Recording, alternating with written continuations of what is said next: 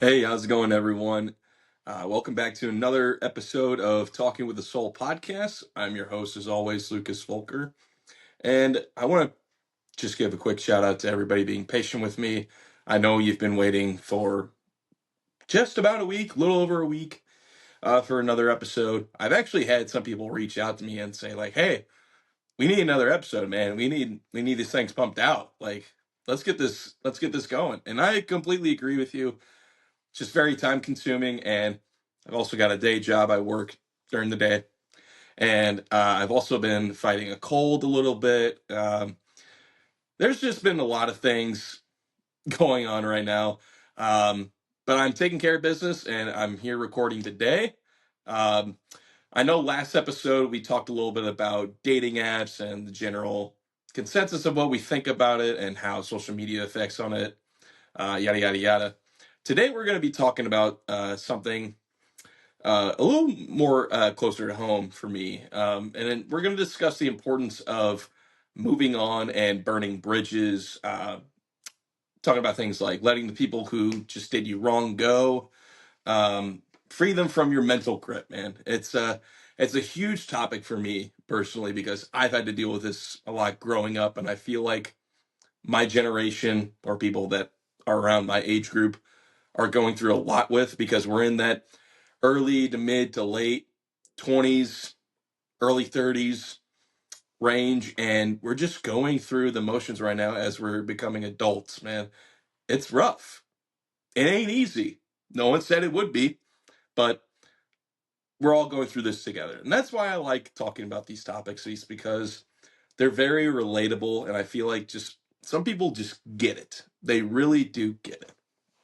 Um, Again, this has been a pretty successful run so far of my podcast. I've gotten about just over 100 views on each episode on YouTube. And so far on Spotify, we have about 70, 75 streams in total. So that's pretty good for a starter. Like I said before in the first episode, I have no prior experience whatsoever to public speaking or let alone doing a podcast. So just bear with me. Things are going to get better as time goes by. I promise you. Just, you got to stick it out. Another thing I want to mention too is just last Friday, I got my very own business cards. If you want to look at that, those of you watching on YouTube, that's what it looks like there. It's got the talking with us. For those of you listening on Spotify, it's a pretty standard business card with the logo. It has my first and last name on there, along with the Gen Z Ginger nickname. You can follow me on Facebook, Instagram, Spotify, and YouTube. All you had to do is just look up the name of the podcast, and you should be able to find it pretty clearly. I do want to be able to try and post my links in the description of these videos too. That'd be a great reminder for myself. Hey, Lucas, do this now or beforehand before you do it then. Unfortunately, I didn't do that before this video, so we're gonna have to do do a little tinkering after the episode. But all right, I think we should get down to it now since we've got a brief little introduction out of the way. Man, burning bridges as you get older and trying to let people go that sort of don't mean anything to you anymore is really, really hard. And I'm going to emphasize this a lot in this episode, that it's easier said than done. Just about anything you can think of is easier said than done. And for some people, we hang on to things that are so hard to let go because, well, it's easier said than done. Um, we can also say that we're so used to the norm, the things being normal and comfortable to us, that we can't let things go. And that's kind of one of the issues I want to attack here, is that being uncomfortable is kind of part of life, man. In order to get comfortable with things, we have to be uncomfortable at first, right? Am I right? I could be wrong in some cases, but I think in general I may be right about this. Because how are you going to get good at something without failing a few times? I mean, there are some people out there that are naturally good at things when they first start out. Cool, more power to you. I wish that were the case for me. Um, there's just so many of my friends that I've had in the past that didn't mean a damn thing to me, and I let them stick around for way too long than I needed them to be. Okay. And what I mean by that is, let's say, uh, friend one um, was a near and dear friend of mine throughout middle school, high school, college days. And then one day, this person gets a significant other and they drop everyone. They drop everyone because of this relationship, or, life gets in the way. Some other, just plenty of different things kind of get in the way. And there comes a time when you realize that, okay, I'm not hearing from them via social media or just texting them, calling them, trying to make plans. It's always failing. You keep trying and you're trying and trying and trying to make things work. Okay. A real friend would admire that dedication and really make the time for you. And in my humble opinion, I know I try to preach, show patience, as much patience as possible, because everyone gets busy in life. Everyone gets busy. I myself get busy. Okay. That's saying a lot because I can get bored pretty easily too. But I think what happens is that we just kind of get tired of the same old, and we have to let people go. And one of the problems is that we don't communicate it very well. We just kind of let things let things go, and we want people to get the hint. And in some cases, that's appropriate. Okay, I totally understand. Not every situation is gonna have to require an explanation. Okay, that's same with, like, well, hell, anything. um, when we talk about wasted time on individuals, when we talk about why are we putting so much effort into friendships, relationships, families, coworkers, all these other different factors, when we put so much time into these people, and you think that, oh, this is going to work out great, they're going to be my friend, we're going to be close forever. Sometimes in life, things do not go the way you plan. Okay. That's totally normal. And I'm totally okay with that. I've accepted that. I am accepting everything life is throwing at me. And I'm taking every punch and swinging at every curveball thrown at me. And you know what? I'm still here. I'm still here. But what kind of pains me is that when people think that they can just drop you without no explanation, when you were so close with them, like bam, bam, bam, that close. See my hand tattoo? It's pretty cool. When you're like this with people and they just drop you and you don't hear from them at all for no reason, it's kind of sad. It hurts me a little bit. It hurts me quite a lot, actually, because then I start to rethink, like, wow, maybe they weren't my real friend after all. Maybe there was nothing was going to happen once we get to this point in our lives. That is the pain of growing up. That is the pain of life. It's also life teaching us a lesson that, hey, not everybody is going to stick around for the long run. It's a sad, humble, honest, hard truth that I am slowly learning as a soon to be 28-year-old man. It's difficult. It's hard to comprehend at times, but we just got to deal with it. And as I said before, I'm going to emphasize this, it's easier said than done. Okay? Way easier said than done. Um, we want to develop things that just aren't meant to be, too. There are just times where we think that there's going to be a forced friendship situation where, let's say, like, oh, my friend has a boyfriend or my friend has a girlfriend that I'm supposed to like, and I want to try to force a friendship out of this.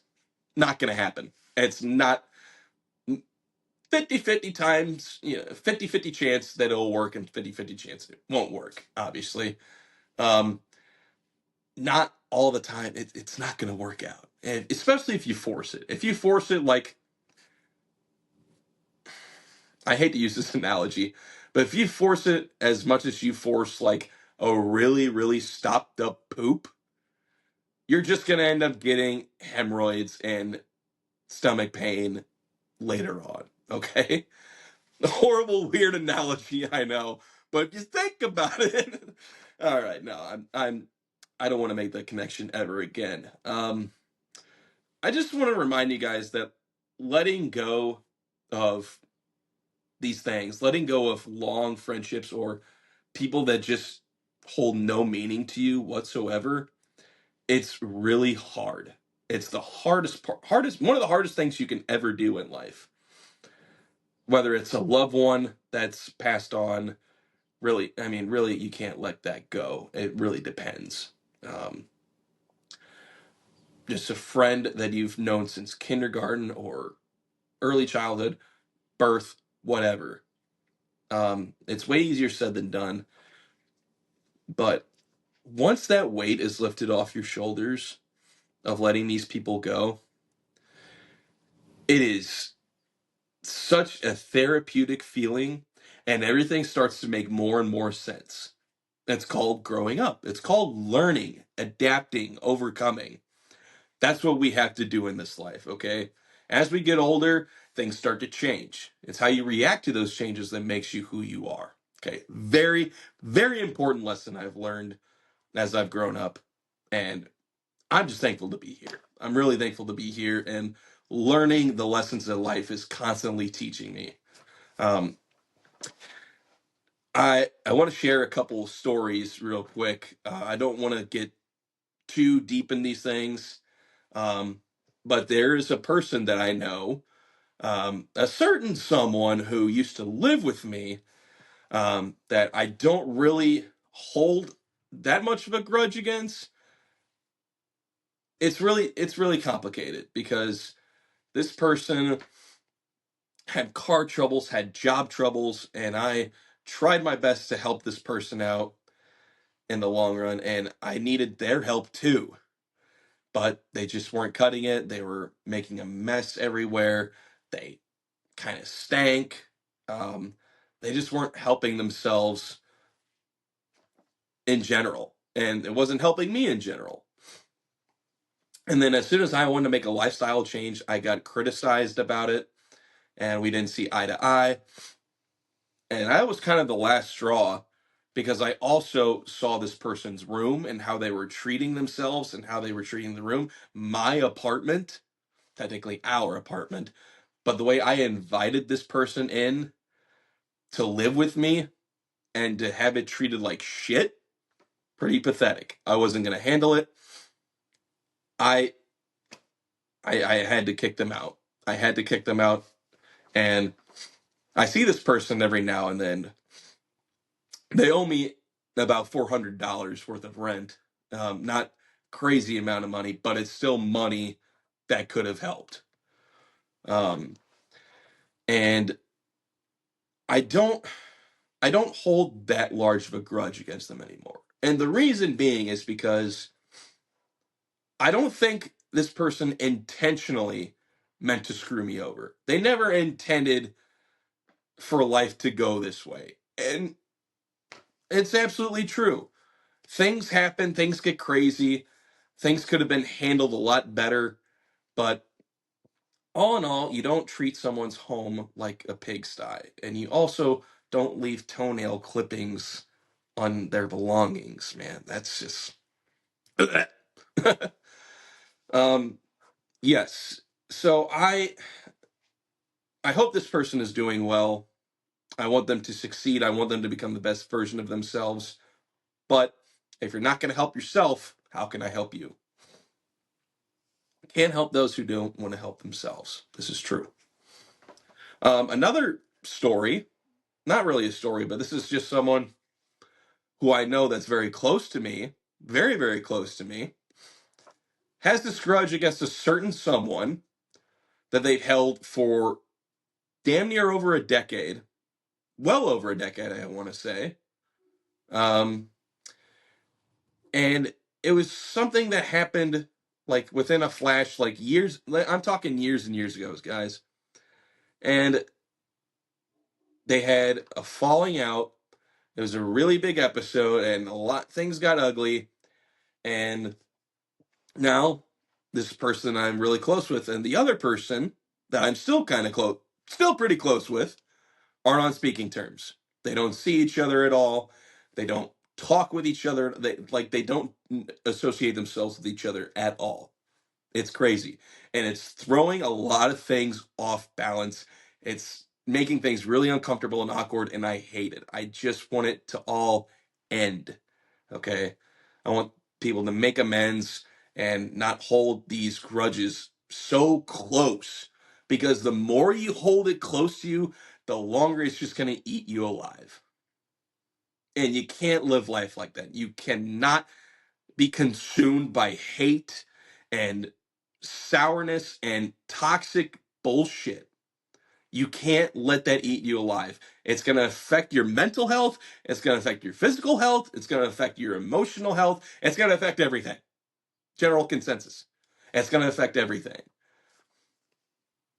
So keep in mind with who you hold your grudges against. And keep in mind that forgiving can also relieve a lot of stress. Keep in mind that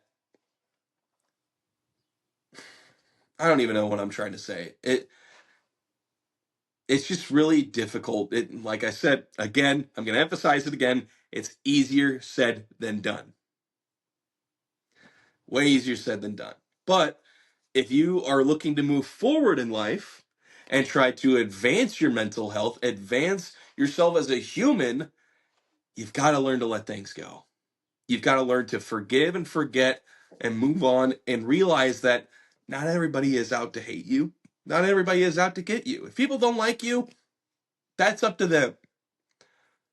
Don't make that choice for them. Okay? We had to move on and forgive and forget eventually. Eventually. There are certain things to a degree, okay, that, like if there's some trauma that has affected you back when you were a kid, I totally understand. I get it. That is I can't emphasize that enough. I get it and I feel for you. But if you want to talk about like some petty arguments or like just some things that you and your friends don't agree with and you're holding a grudge against that, you're not going to have a good time. It's just kind of pointless to hold grudges like that. But there are these people that come into your life that think they're going to be in your life forever, and then they kind of do you dirty. They continuously treat you like crap. So sometimes you just got to burn that bridge. Burn it and let it burn. Forget it. It's gone. It's in the past. So remember that. Please just, with all your heart, remember that to forgive and forget. But if there's just things out there that are near and dear to you and that affected you long term, pain is good sometimes. That's what makes us human. If we live with pain, it gives us personality, it gives us aura, if you want to use that example. But don't let it define you. Don't let it get under your skin, please, because then that's just going to make you kind of a dick. Now that I've gotten that out of the way, that was really intense there for a second. I really felt like owning the audience there. That was made me feel like a king. um, I want to share some data with you guys because I had a question um, online on Facebook, Instagram, and stuff like that. Um, and the question was, when is it appropriate to hold a grudge? Since we're talking about burning bridges and grudges and letting things go, yada, yada, yada, that kind of stuff. And I got some really, really good answers out of this. And I'm so happy that I'm getting some engagement from viewers and listeners. It's the greatest thing in the world. It means people actually want to hear what I have to say. Sometimes, not every time. Okay. But we're going to read off some of these answers to when is it appropriate to hold a grudge. Elena E says when someone continuously repeats bad behavior. I get what you're saying, Elena, but if your dog is continuously peeing on the couch, are you going to hold a grudge against them? I don't think you are. You just have to teach them things. I know it. That's comparing apples to oranges. Dogs are like humans in some ways, but let's just say I do get what you're saying for the most part. Like if someone is continuously like treating you bad, then you just have to like you hold a grudge against them for a while, but eventually you have to cut that person off. You gotta let them go. And like I said, easier said than done.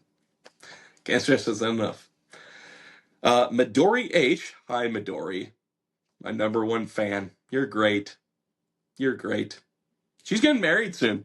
Can you believe that? Little Midori. She's getting, I almost said married. She's getting married. I'm so happy for her. Um, she's a wonderful person. Close friend of mine. I'm not saying this because I'm biased, but she's kind of holding a gun to my head. You can't see it, even on Spotify or even on YouTube. You can't see the metaphorical gun she's holding to my head, but it's there. Anyway, so Midori says, as a girl with a rough upbringing, I feel that those who contributed to the trauma of this upbringing should be held responsible. Forgiving and forgetting is for those who unintentionally did you wrong. These people knew what they did, and I feel that a grudge and removal from my life is what is best for my health and healing. I don't do things to spite these individuals, as a grudge would typically allude to, but I banish them from affecting my life further. Very mature answer, and I respect the hell out of you for coming out and saying this. And this is what I was talking about earlier with personal trauma that people have put on you.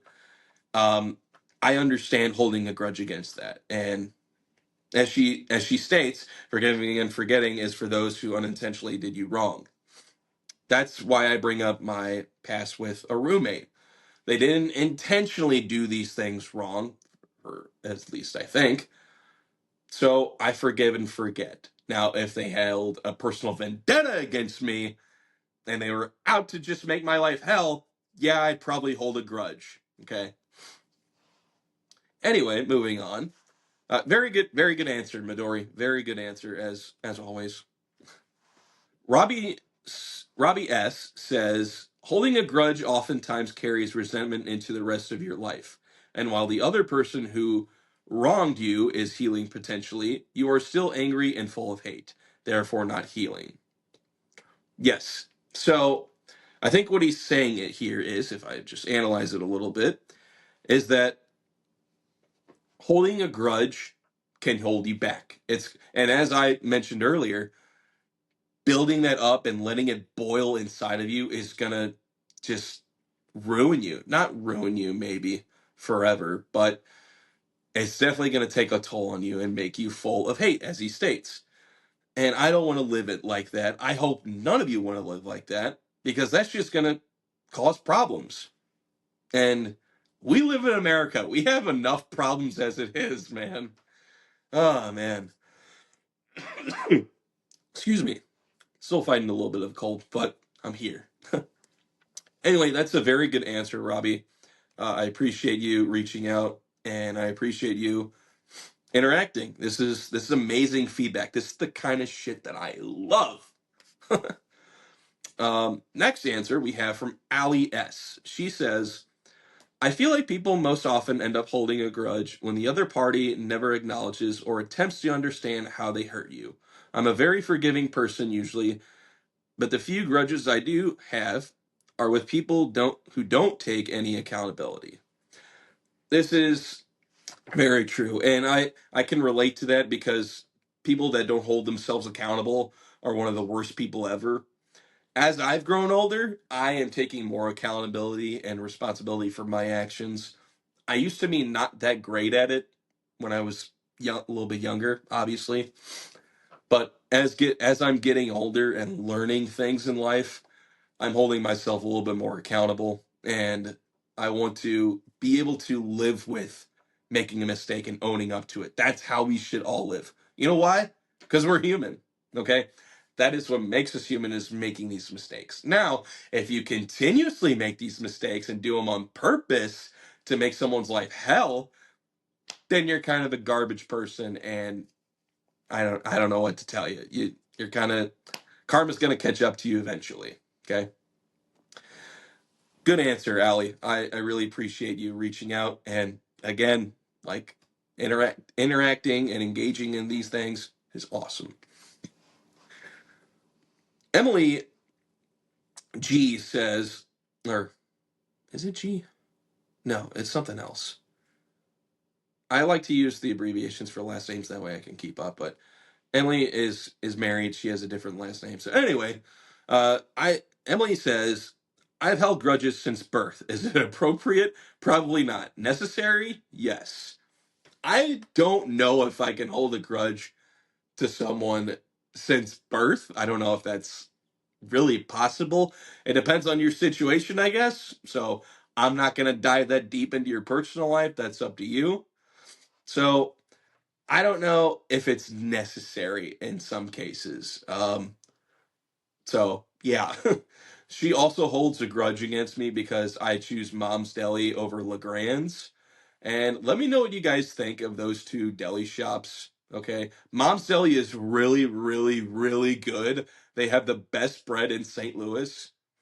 But I've never had Legrand's, and I'm still choosing Mom's over Legrand's just because I'm biased and I've never had Legrand's. Also, fun fact, okay, being from St. Louis and living in St. Louis, I've never had a bad experience with any deli in the St. Louis area. Not one bad freaking experience. It's awesome. It's awesome, man. I love it. I love mom and pop deli shops. I love just regular delis. The people are so nice. The sandwiches are so good. I'm very excited. I love me a good sandwich. Anyway, our last answer comes from Sophie B. And she says, always. But seriously, it's only damaging to yourself to hold a grudge. Forgiveness is freeing. Yes, forgiveness is so freeing, and as I said before, therapeutic. It's relaxing, and it makes you feel like everything can make sense again. Okay? Once we put that pressure off ourselves, things get a little bit easier. I'm not saying things get perfect, but they get a little bit easier. All right? And I just wish and hope that you all can be able to learn to forgive and forget and grow and mature and move on with your lives, because holding grudges is not for everyone. It's not the answer. So I appreciate everybody giving me their feedback and answers on this question. I feel like this is a very important topic to talk about, especially, like I said, people in my age range and my generation. So I really do appreciate everything that you guys are doing. I'm going to wrap this episode here up in a little bit because we're almost to the 30-minute mark. Again, I do have business cards. As far as releasing episodes that are like an episode schedule, I still don't have anything set in stone. I'm trying to work things out with a couple people on scheduling an episode together, but that also takes into account that I need a new iPad. I'm long overdue for a new iPad. I'm waiting on microphones, like mini microphones, to come in. That'll take about another week or so for those to be delivered. It's just all kinds of things that are happening at once. Um, but slowly but surely, this is going to be a very functioning podcast. And I can't wait to get this rolling into something even bigger. This is going to be awesome. I will have merch coming in soon, not available to purchase through a store, but merch that I'm going to be able to show off to you guys. And I want to be able to get this stuff out there. I want to know if you guys would be interested in merchandise. I want to know all these things. So again, like, subscribe, comment, follow on YouTube, Spotify, Facebook, and Instagram. Um, my links will be in the description. I love you guys. I love doing this podcast thing. This has been such an amazing thrill ride, and it's all just part of my character development. I'm very happy to be doing this. I enjoy it. It's so much fun, and you guys are the best. I really do appreciate you guys listening and watching and following along. It's been such a pleasure, and I can't wait to hear from you guys even more. So, that being said, this has been episode 3 of Talking with a Soul. I'm your host, Lucas Volker, and I'm out.